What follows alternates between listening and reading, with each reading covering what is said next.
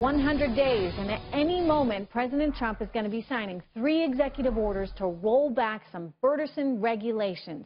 We're going to bring you that live just as soon as it happens. But as I said, we're just about, a week away from the president's 100th day in office. The president tweeting out this morning, and I quote, "No matter how much I accomplish during the ridiculous standard of the first 100 days, and it has been a lot, including South Carolina, media will kill." Does he have a point? Is the media gearing up to go after the president's accomplishments so far? Pollster Lee Carter and Washington Examiner senior political analyst Michael Barone on it. Lee, starting with you. 100 days. Here's what's tricky. I mean, you think about Donald Trump, right? And he's the businessman president. He's the CEO. He's used to 100 days being like a near eternity, right? He can get a lot done as the CEO of his company. But now he's in Washington. It's a little bit harder. I mean, 100 days in the political scheme, how much does it matter? Does he have a point? Look, he does have a point, and I think it's a valid one. 100 days is a very unrealistic expectation for anyone, but it is a standard that's been held for many presidents before him. And I think a lot of folks are disappointed that he hasn't had more happen, as he was going in. And part of it is because he doesn't have the experience. People wanted to see health care happen. People wanted to see tax reform happen. Now, I think it's But is that his fault, or is that Paul Ryan? Is that, people around him that maybe gave him expectations that he could get all that done? And I think that's a really, really fair point, because what I'm seeing in the polls, his numbers haven't changed that much. That's interesting. Trump supporters are still Trump supporters.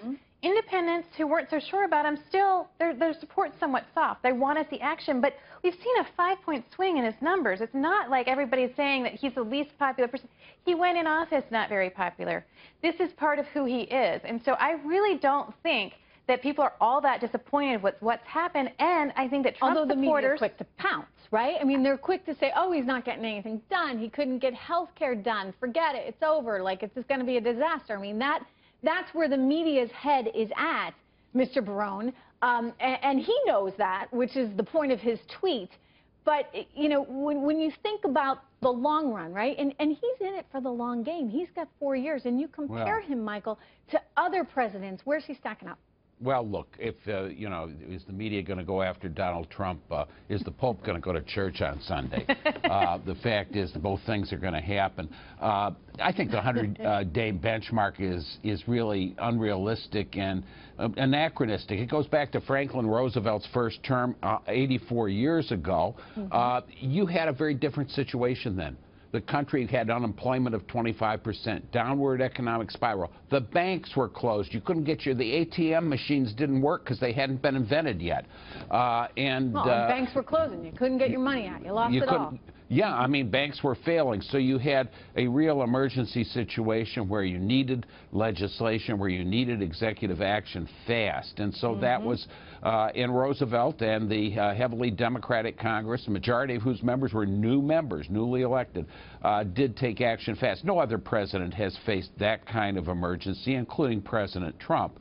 And so, although I think about the 2008, crisis and what needed to be done at that point. It was nothing like, Franklin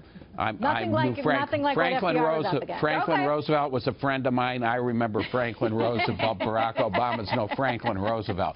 Look, the fact is Donald Trump has fallen short in a couple of areas in seeking legislation. He's accomplished a lot in reversing the pen and pencil policies of the Obama administration on environment, on immigration. It's had a real effect on the real world.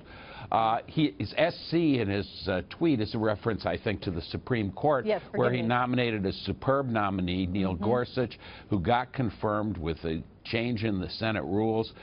So I think President Trump's got a mixed record with some significant accomplishments and some slips. All right. But, it's still early in the inning. It is early in the inning, and to, Michael's point, we're not facing the Great Depression right now. I mean, if you compare him, say, to Reagan, I mean, I had a guest on just yesterday who was saying, look, it took Reagan a while to get his policies through. It's going to take Trump a little while.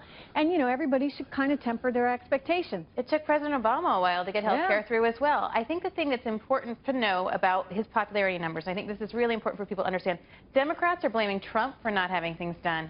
Republicans and independents are blaming the establishment for not getting things done. They're not blaming Donald Trump, and we're not seeing that reflected in the numbers. That's the distinction.